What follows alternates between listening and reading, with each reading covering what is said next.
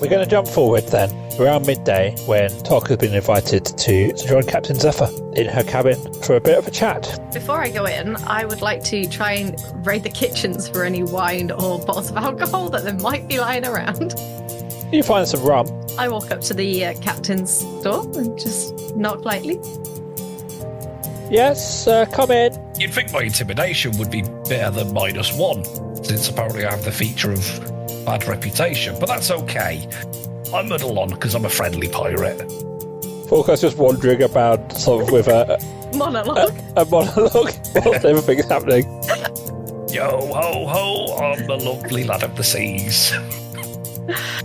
A lovely lad. That's right. A lovely lad. Feels very, very pirate-like. I'm a lovely lad. Oh, I'm a nice pirate. I open the door. I'm guessing it's open. And hello. I brought some rum. Ah, lovely stuff. Come on in. Make yourself at home. Don't be standing about over there. Come and sit down. When you say lovely, do you mean lovely rum or the lovely lad of the sea? That's me. You're not here. Ho ho ho, I'm the lovely lad of the sea. To all this song in the background, I'm humming to myself, and I'm just pouring 2 glasses of rum on the side. Come on, all together. Everybody at once. Everybody that's here, even the ones that have to do more than one voice at the same time somehow. The lovely lad of the sea. Porkey's hearing the sentient planks singing. You know what would be really good for that would be if we now just took a second for Dave to sing that on his own about 6 times as all the different characters, and then when that was edited together, we could have 6 voices all singing at the same time. But we don't need to, because Stephen the editor does quite a good job at putting effects on my voice, even when I'm not expecting them. I fell asleep with a different podcast on, and my podcast app automatically played an episode of this, and I woke up to my own voice with a load of effects on it, booming in my ears. It was great. We've got a Tok moment, so let's let that happen. Thank you. I pour the glass of rum, and I kind of shyly hand one over to the captain. So I clink my glass. I'm like, oh, did you hear the rumours about Hawkeye and Ocean Song yesterday? Very interesting. I feared that Ocean Song was obviously with Johan. I heard they were going at it like hammer and tongs. I heard he's the lovely lad of the sea. You're not here. We're outside listening. I mean, yes, of course I heard that, but you don't believe that, do you? Of course, it's old Ursula, just having a bit of a laugh again. Know her well, do you? Yeah, I mean, we go back quite a way when she, before she was involved with Johan and all of that. Yeah, I mean, she likes to play, likes to pretend to be, a bit outlandish and whatever, but no, she wouldn't dare betray old Johan. Oh, maybe we can have a little bit of fun with that with her and Porky later. She'll knows that I know. She doesn't know that you know that we know. You know that I know. Yeah, she doesn't know that. What exactly? We know because we're listening. So look, I'm glad you came round, and she's kind of sat on the bed, and she just gestures. She hasn't got any chairs, so she gestures you to sit sort of beside her. I thought it was worth us having. We're going to be here for a couple of days, and it's nice to have a bit of female company. I thought it'd be nice to get to know you a little bit. Well, absolutely. I mean, I've been ferrying around with the Bronson of all people, who, he's just a nightmare. Every chance he gets is putting his penis in something. I just can't believe it. I'm still listening. I've been with men like that, and you're just not worth it. I mean, that's what I want to ask you, actually. I mean, how long have you been around with them two? Oh, probably around maybe 6 to 8 months, something like that, I would say. Not a DM is at about 6 to 8 months. The DM's going to have to consult his timeline.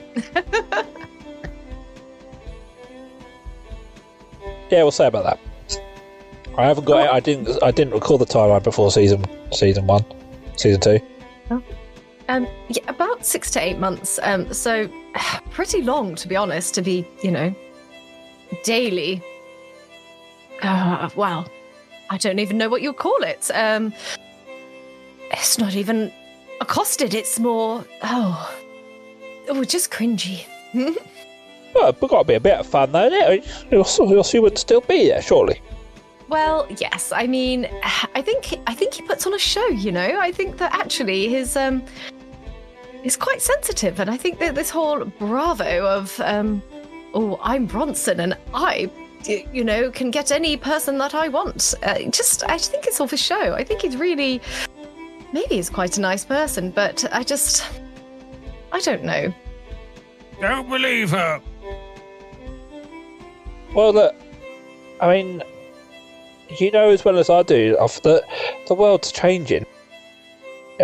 Just look outside. And this is just the start of it. We're not even 2 weeks into this darkness, and everyone's already gone crazy down there. If any of us are going to survive, we've got to adapt. And but I'm guessing you've got experience in that, right?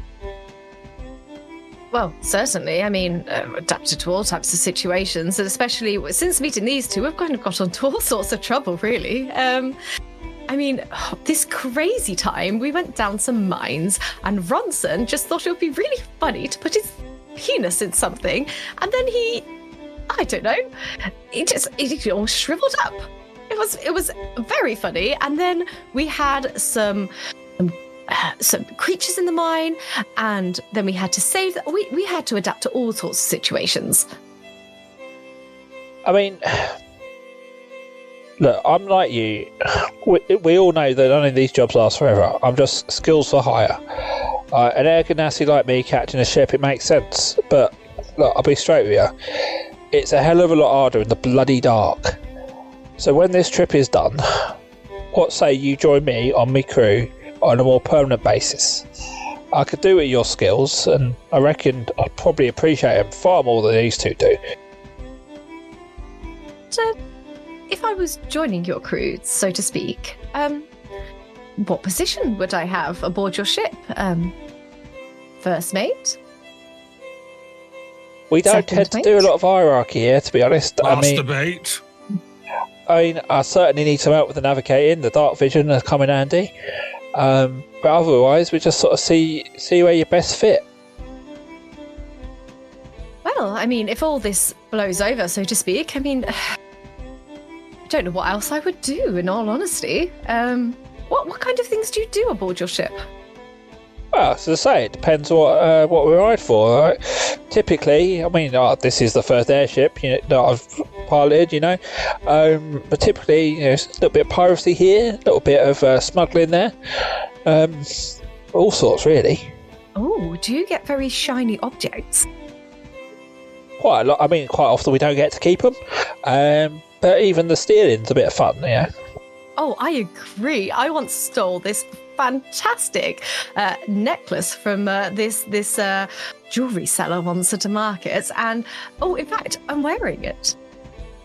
Blimey. I mean, you get to keep it as well. I mean, I couldn't offer that, but, plenty more where that came from.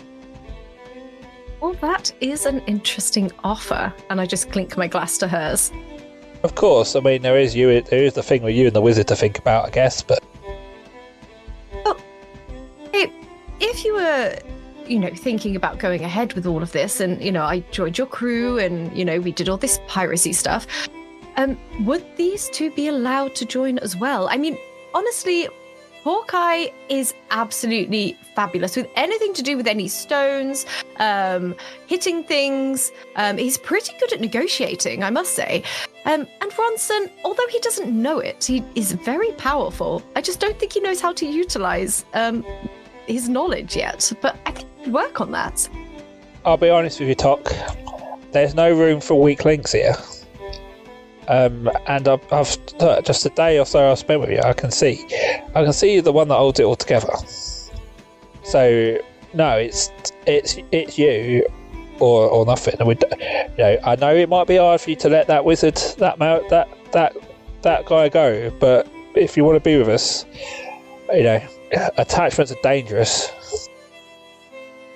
Oh, as I say, it's only been, 6 to 9 months. It's not a massive amount of time, so...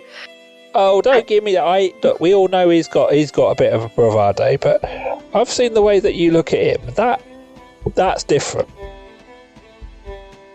Now, listen. Between you and me, I think that he doesn't know that I quite like him. I mean, we did hold hands on top of a hill once, and it was, I don't know, just this kind of magical kind of essence. But I could leave him. I don't need him. I'm absolutely fine by myself and with other people, new people. Look, wherever be offer, let's see how things go. But if you're not that attached to the wizard, and she sort of places her hand on yours and says, I mean, who knows what other opportunities we might find. And then she stands up and sort of swigs a drink and sort of walks out of the room. I lie back on the bed for a second and just stare at the ceiling. So although you can't hear it, Porkai hears a mumbling from the sentient planks going, "Oh, I thought that was going to get interesting." What's that, Planky? Never mind, private show. Also, why are you still alive? Because it was convenient for that joke. That makes sense. That's exactly how magic works. Of course it is. What would be really funny is if you were about to tell me and then died. I'd like to think his will to live has bypassed the magic of your spell, and you've now created this egotistical living ship that no one but you can hear. Oh, this is bloody brilliant. Okay, that's noted for later. So, are you just staying in the captain's room now? She walked out the room, didn't she? Yeah. How long is this journey? We got told when we got on the ship, didn't we? A couple of days, I reckon. Couple of days, and we're on day 2. Yeah. I mean, I've got nothing else to do. I would probably love the bed and just lie on the bed and keep drinking my rum and just enjoy myself in the captain's quarters. Fair enough. Ronson, Porkai, anything you're getting up to? Have we solved the murder then? What happened? So, someone came in and said that the guy was dead. Yeah, then but he Tom went wasn't. in and it turned out he was alive. And as far as you can tell at the moment, he was never dead. Why did somebody come in and say he was dead if he was never dead? When they checked, they thought he was dead. Well, he was just sleeping heavily. Well, he doesn't remember being dead. The member of the crew is adamant he was dead, but that's all you really know.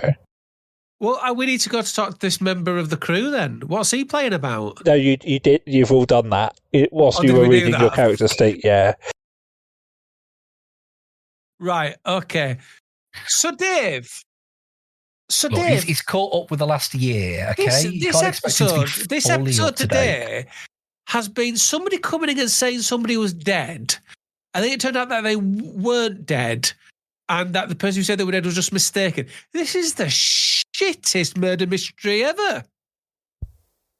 That's not how murder mysteries work. Or maybe if it that was Agatha Christie, and she spent the whole bloody novel working out who the murderer was, and then it was like, oh no, sorry, it was a mistake. He wasn't dead. Or maybe it was never a murder mystery in the first place. That's what I signed on for. So the professor, the professor wanders onto the deck and he does approach you once. I wonder if I might have a word with you, my dear boy, if possible. By all means, and may I say, congratulations on not being dead, my fine fellow. I know it's touch and go for a while. Yes, thank you. You see, as you know, I am a gnome of the sciences, and whereas you are a man of magic, a magic man. But as I always say, what is magic but a science that we don't understand yet? Yeah, some people say that. I like to think it's magic. I mean, I am very much intrigued. What I've gathered, and judging by your garb, your staff, and is it necromancy, is it? Is that your speciality? Yes, necromancy, the cup and balls, children's parties, all kinds of things. And may I ask, and why? And of all the mysteries this world offers us, why is death the one that you chose to pursue? Along with the cup and balls, of course. It's a laugh, isn't it, really? It's a great party trick being able to bring back a corpse. I see. Yes. I mean, I do wonder if perhaps the reason the necromantic art is one of the few we have not been able to crack just yet. Maybe it's because no one really wants to. Perhaps the thought of knowing and understanding death completely is a little intimidating to even the best of us. Jesus Christ, have you ever had sex with a woman? I haven't, because I've been told my penis is too big. Yes, by the way, congratulations on your well-endowed pecker there. Very impressive. For such a small man as well. It's just a shame I've not been able to use it. Well, I thought you had 3 legs when I first saw you, but no. Look, yes, I'm sorry, and maybe I shouldn't have spoken to you, but there is a point, and it's funny. Most people say that after they start a conversation with me. Maybe I should have spoken to you, but please do carry on. I just wonder. Maybe you'll be able to help, because the crew earlier they thought he thought I was dead, and the truth is, my boy, the longer I've sort of stopped to think about it, I've got a horrible feeling he may have been right. Right, good. Well, that makes sense, because I was very confused why he thought you were dead if you weren't dead, but you were dead. So you think you might be lapsing into death? I don't know. Something doesn't feel right. I mean, is this something you've seen before? Someone just waking up and just not being dead? I mean, I don't even know how to explain the feeling, but I thought if anyone on this ship would know, it would be you. Yeah. Are you sure you're not just asleep? I don't. He pokes himself in the face. I don't think I'm asleep. Well, no, you're not asleep now because you're talking to me. It just, when you're asleep, you kind of got an idea of time, of how much time passed and stuff, and you dream. But last night, it's almost like there was nothing for a period there, and I went to bed very sick. I felt very rough, and it was like there was just nothing there. And then I woke up this morning. It just does not feel. It doesn't feel right. Yeah, I think you're asleep. I do believe, I mean, it was attributed to Edgar Allan Poe. I don't know if it wasn't. But, he said sleep, those little slices of death. So I think you could just be, are you sure you're not asleep? Are you having dreams? I don't remember dreaming last night. That's the thing. That's the difference. That is the difference, my boy. I don't remember dreaming last night. When you wake up, do you have a viscous kind of liquid in your, shorts? Not usually, no. No. Right.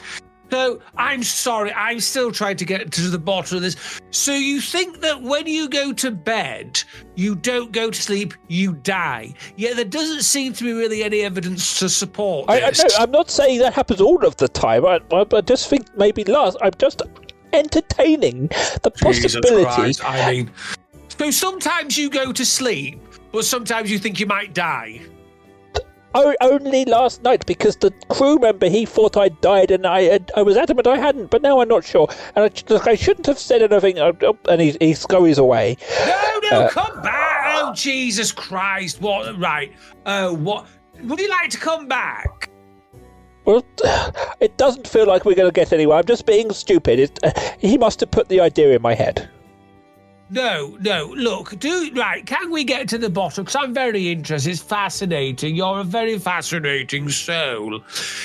So the only thing that makes you think you might have been dead was the fact that somebody thought you were dead? Yes, and as I say, the last night just doesn't feel the same. I just don't... Something doesn't feel right. Do you feel a coldness in the pit of your heart? Yeah, that's a very good way of describing it, yes. Do you have very dark thoughts? Not usually. I usually think about science. Dark science? It usually involves fire and things, so no. Do you ever have any thoughts when you're in the dark? About science, yes. Right. But yeah.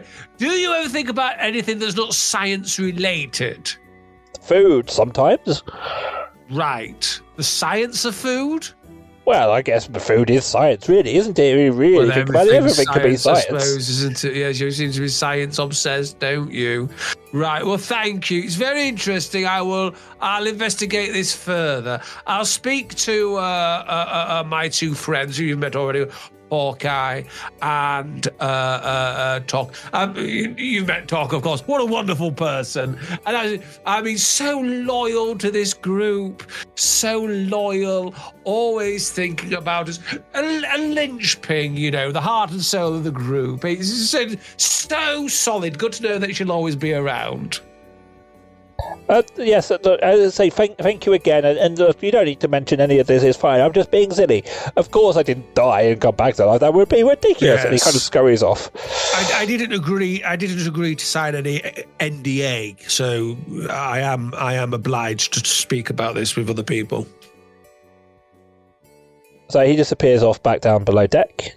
I mean, it's sort of late afternoon now. I mean, it's hard to tell because it's just perpetual darkness anyway. Anything you guys want to be doing? Well, I obviously need to report back at some point to these two. I am not available. I am certainly in that room. Tok will have been spending her time drinking that bottle of rum, enjoying herself in that room. And if Zephyr decides to come back in, well, is Zephyr coming back in? Has Zephyr returned to the room at all? Whenever Zephyr returns, you let me know. Ronson, are you actively trying to find Hawkeye, or? Well, yeah, I'll go find Hawkeye then. Yeah. Where is he? I don't know. I'm just mooching about, having a lovely time. I'm still singing about being a lovely lad of the sea. Yo ho, you lovely lad of the sea. That's me. There we go. I just want to report back, just check in, let you know a few things. Firstly, I do want to just quickly say I have been thinking a little bit recently. And I just want to say, isn't Tok a wonderful person, really, when you think about it? So loyal to us. Oh, definitely. Like a rock, isn't she, really, of the group? Like a rock, the backbone, if you will. Yes. And isn't it nice to know that even, you at some point, I don't know, maybe you would want to break away, join another group, I don't know. Me, of course, really, I suppose, yes. I mean, it's obvious. But not Tok. Tok would never do that, would she? Don't you think? No, Tok would never do that. Never do that. So nice. Just to think, it's so nice to have that kind of safety blanket, I suppose. That, it says. But anyway, yes, sorry, let me tell you what I got to tell you. So I've just been talking to that professor man. Very unusual chap. Now, he I mean, I think he could be slightly funny about this situation, Ronson. No, that's true. And he could be slightly psychopathic, if I'm absolutely honest. But he does seem to think that maybe on a night or last night, he died. And that's why the man thought he was dead. Now, he seems to have no evidence whatsoever to support this idea outside the fact that another man thought he was dead, but might be worth thinking about. This surely must be a recent concern of his, because he said he didn't die in a zone of truth. But maybe the get out of that is he didn't know it. So in his eyes, he was telling the truth. He is telling the truth. As far as he is concerned, he didn't die, you see. But maybe he actually did. Maybe we should monitor him overnight. Very good idea, yes. Should we do... Oh, I know what we could do. Have you got the spell? Are you going to grease him up?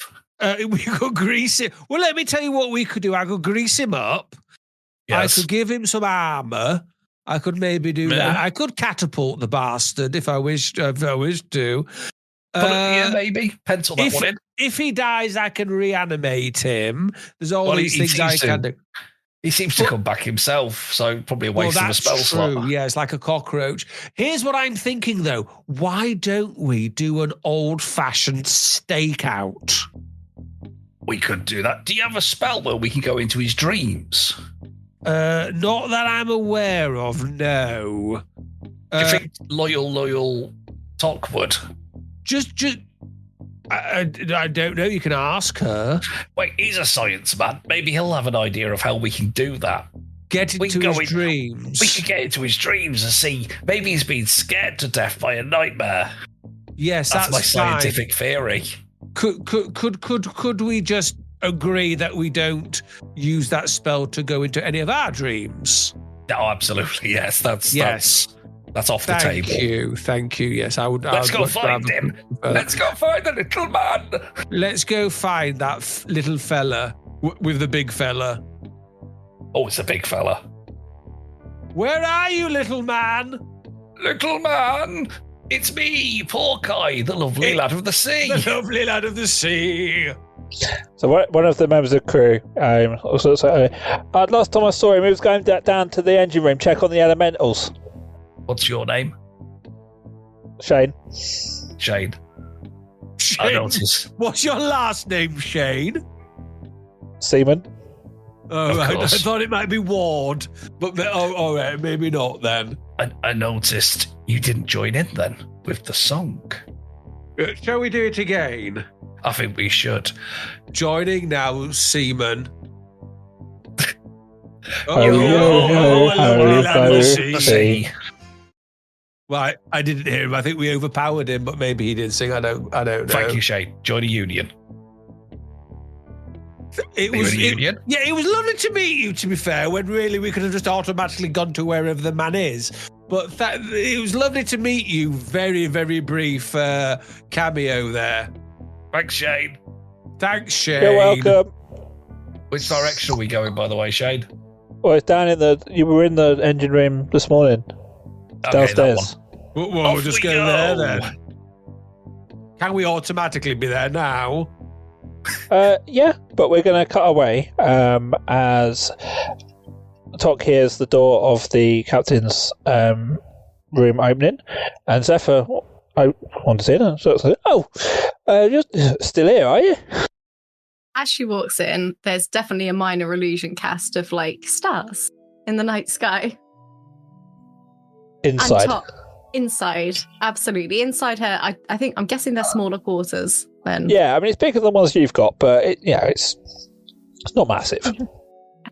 So Tok has cast a minor illusion of like twinkling stars and is just there plucking away on her lute on the bed, completely naked. Okay. I see you thought about our conversation earlier then. Oh, most certainly. I was open to exploring new ideas. I see. She sits herself down the bed. She leans in and kisses Tok. And that is all she wrote. Yep, we're cutting away from that. Well, I think we actually had character development there. Although you did go from, I quite like Ronson to, fuck it, naked. Oh, yeah. Look at this. Who says she's not into polyamory? Don't judge. Right, so we're going to cut back to the two of you have gone down to the engine room. And sort of from the doorway, you can see the little gnome man working on various bits as they're in the engine room. He's got one of the observation hatches open and he's sort of tinkering away. Hello there, Professor. I found our last conversation quite draining, so I will allow Porky to take the lead on this. Hello. Yes, hello. You're a man of science? Science? Yes, I am a man of science. No. Can you say it? Science? Science. Thank you. Try again. Science. Close enough. And over here is a man of magic. Oh, yes, that's me. I am a man of magic. We want to get into your dreams. And how exactly are you going to do that? I don't fucking know. That's what we're asking you, you daft I dick. think you'll know, to be fair. How do we get into your dreams and find out what's scaring you to death? Well, it does feel like that's more of a magic thing than it is a science thing, if you ask me. Well, isn't magic just science we don't understand? Yes, but I don't understand it, so therefore it's magic. Tony Stark made a suit in a cave out of scraps. And you can't get us in your dreams.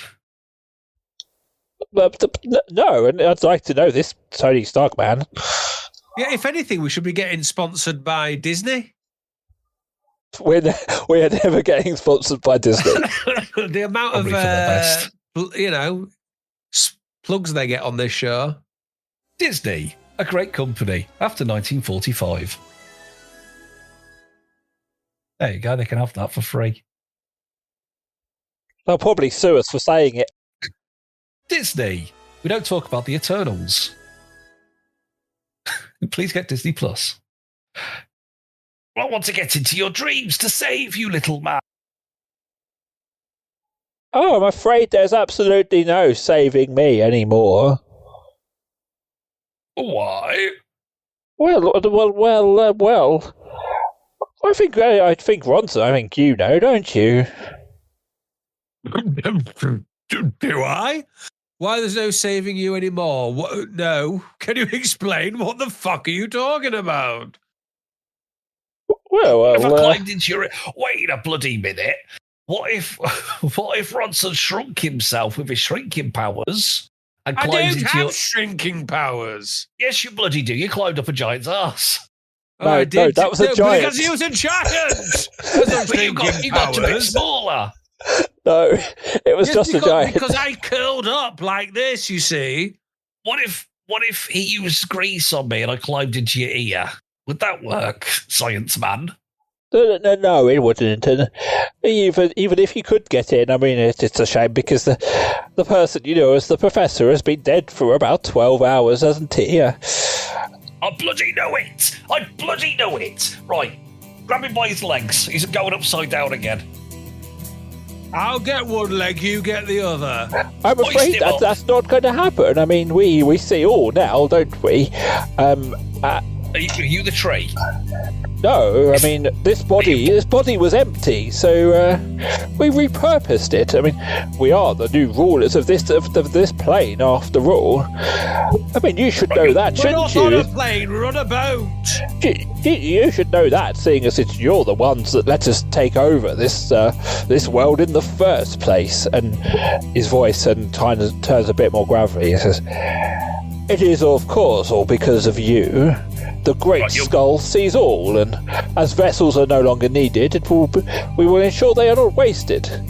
I am just a start. I am one of many of the Legion of the Dead." He then turns and spins one of the wheels, and the ship just lurches forward into a bit of a dive as Porkai and Ronson, you just fall off your feet and just you're now kind of at a 45-degree angle, and you just fall out of the room. Talk, whatever's going on up there, you fall over as the ship starts to creak. There's a burst of flame in the engine room as the ship starts to plummet towards the earth below. Dave, is anybody in that room where there's all the grease? Because imagine that poor sod who's in that room. You were in that room. Well, me and Park, I've really gone for a bit, and then he got a case. Well, that's where you've fallen over and you've hit the grease and you've slid right out the door. Yeah. So we're going to leave it there as the body of the professor, now taken over by the evil skull in the sky, is plummeting the ship towards the ground below. No, I'm enjoying Exciting myself in a room right now.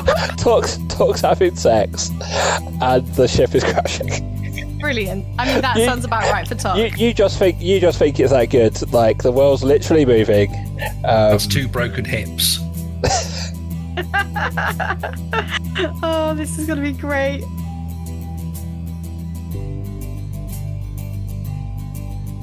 Well, that was a white-knuckle ride, wasn't it? What a thrilling way to end. Now, please do remember, we do have a Patreon. You've just got to search Dungeons and D-Heads. And if you want more Ronson content, that's where you need to go. Until next time, everybody, take care.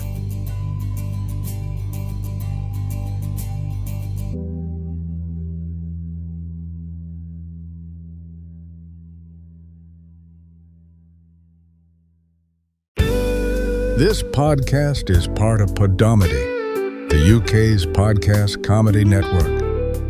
Why not laugh at what else we've got? Visit podomedy.com.